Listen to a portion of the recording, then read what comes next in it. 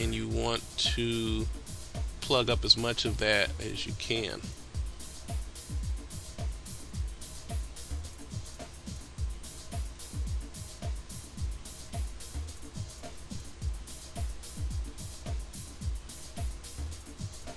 As I said before, try not to paint over any of the black area here, because that's going to be our detail.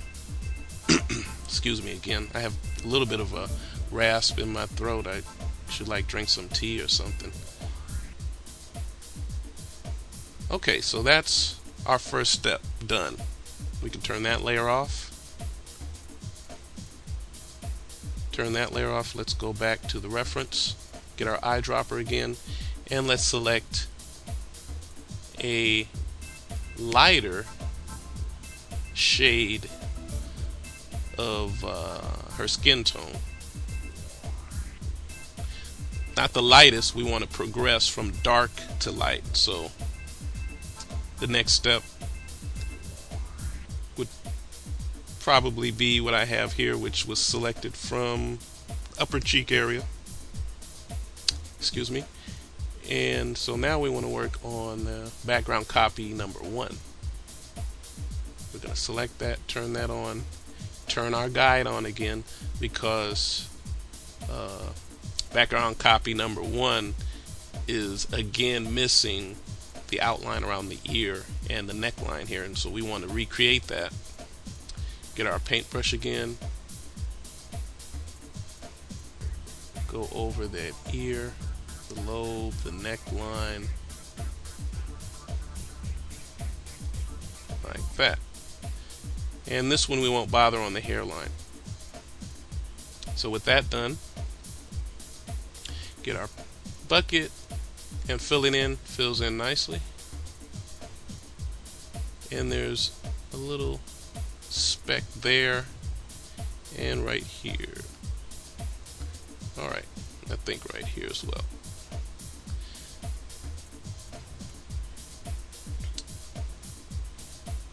Okay, and it's just a matter of plugging these holes up. You're just repeating the same process that you did for the previous layer. Making sure plug up any holes, just so that our image can look its best. Okay, now that one's done. Come back to our reference again, and we're going to select an even lighter area. Now see, that's not a whole lot different than what we just had. Let's try the forehead. See there, that looks a lot better. We'll work with that. And again, using the picture of our president as an example, they went with a red, white, and blue theme. It wasn't even a color, it wasn't even a skin tone at all. So you can do whatever you want to do, whatever works. You can experiment with different things. This one I'm just trying to keep it simple, just to show you the basics. So now we're working on background copy 2. You can rename these whatever you like. It's too lazy to go through all of that. I just want to keep this quick. I've only got a few minutes to do this video in. So turn on our guide layer, we'll call it for now. Reconnect our ear, neck,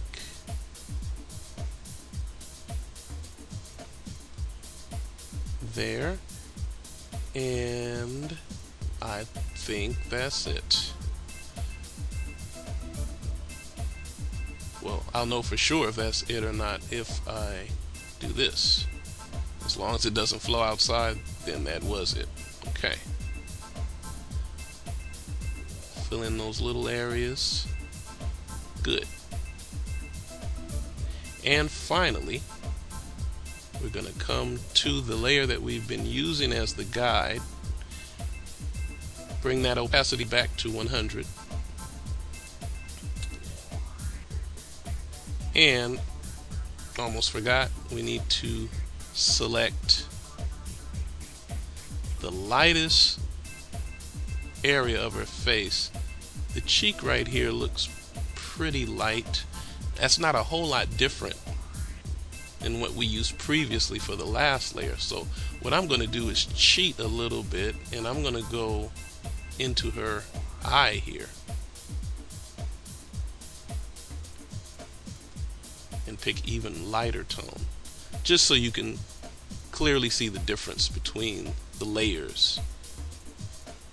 So we'll use that, turn that layer on, and now in this case, except for the ear, I might go ahead and, okay, now you can barely see that, but I'm trying to connect those two areas so that I can fill this area up without the paint flowing out there, and then maybe along the neck here. Bring our paint bucket in and block in these areas. Whoops. Now see, that's what can happen if you're just a pixel off. There. Now in some cases you might want to come in and round these areas out a little bit more so they're not so jagged. It'll make for a smoother, whoops, did it again. Make for a smoother image. Let's see if I can get it in there. There it is. And then in the ear areas.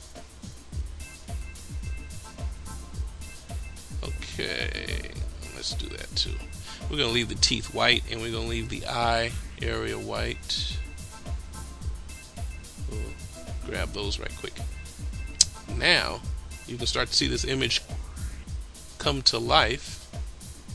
We'll take this layer. We're basically done here. Now all we've got to do is bring it all together by changing the layer mode from normal to screen. Okay, now let's turn that background layer off too, because we won't need that anymore. Come to our next layer, turn it on, change mode from normal to screen, go to our next layer, turn it on,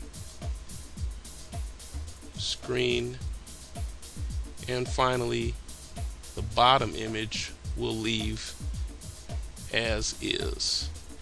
And there you have it. Cool little effect. Kind of gives you that cartoony look.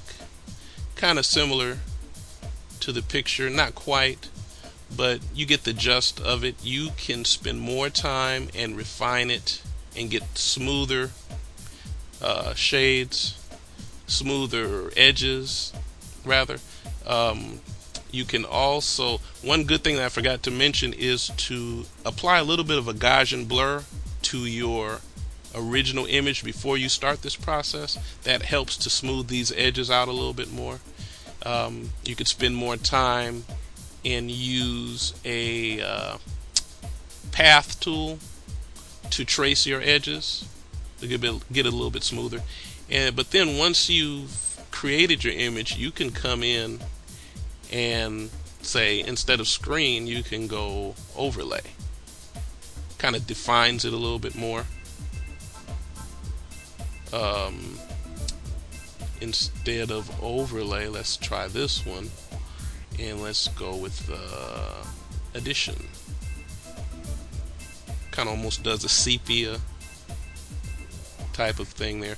You can try different things, experiment with it, and you can use these, take a picture of yourself and do this to it and create an avatar for yourself, or just a number of different things you could do with these.